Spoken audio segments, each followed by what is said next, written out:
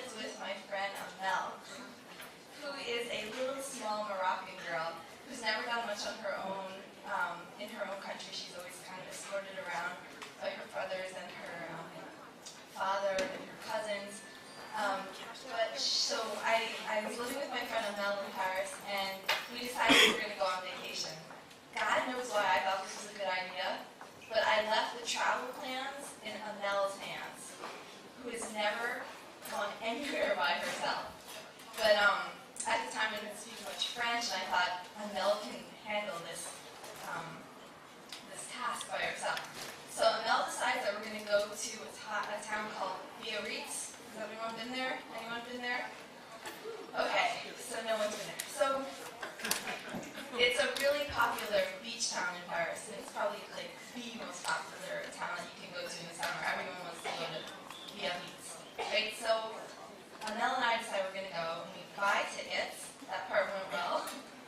And it's about 6 hours from Paris, so we got on the train, and we took the train south, and we get off in Biarritz, where Amel has like a little map, which I was able to read, and we dragged our suitcases through the streets, like 100 and I don't know how many degrees. And Amel had the address of a hostel where we're supposed to be staying. You know, the youth hostels? Has anyone stayed in these? Yeah. They're interesting places. So we somehow figured out the map, and we show up with our little suitcases. And it's one of these hostels where you sleep in a room with about 15 people. Oh, I think it was 15 to 50, depending on your luck.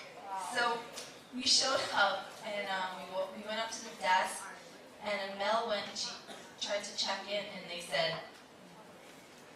"We have no reservation for you." And Mel was like, "But," and Mel started to freak out. She started to sweat, and I decided I was going to have to be cool because you can't have two freaking out people. So I was like, "All right, relax." She's like, and what are we going to do? So, like I said, it's such a popular town. There was not one room, there was no bed anywhere else in Biarritz. And so Mel and I decide that we don't know what we're going to do. So we're just sitting around, and hours are ticking by. It's like 8 o'clock, 9 o'clock, 10 o'clock. And the woman at the front desk sees us, and she says, she's like, "Listen, hang around. When I close down shop, if you still have nowhere to go, I'll bring you home with me." And I'm like, "Great. All right, I know no one. I'm not French. I know no one in that. I knew 2 people in France at the point, in the entire country, other than my friend Amel." So we say, okay. And we wait, and this nice woman closes down. There's wild kids. It's a huge party at this hostel. But there's no room for us. And so we decide we're going to go home with this woman. It's 12 or 1 o'clock in the morning. It's totally dark. I have no freaking idea where I am in the world. Very little idea. And we get in the back of this woman's VW, and we're driving through wherever we are, and literally I have no idea. So we get to her house. It's a little apartment. We get upstairs, and she says to us, "Oh, I have 2 small sons. I have an older son. He's around sometimes or whatever." And she goes, "Here's your bedroom." And she leads us into this little bedroom, and there was 2 little, I don't know where he went, there was 2 child-sized beds. Her kids were 5 years old. And we were going to sleep in these tiny little beds.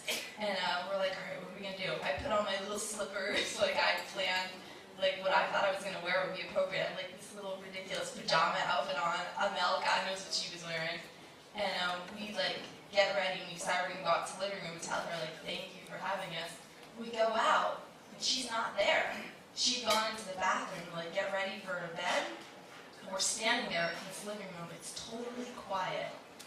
We have no idea where the hell we are. And we hear the door start alright. We hear the door, someone's coming in, and it's entirely have no idea. And the moment I look at us, and we're in our little fuzzy pajamas, and the door opens, and in walks this man who, we just looked at him, and we were like, and he looks at us, and he goes, "Are you from the hostel?" And that was it. We just cracked up. We were on the floor laughing. And when we got ourselves together, his mom came out of the bathroom. It was her older son. And it was not the first time that she had done that. So, thank you. I hope you enjoyed the story.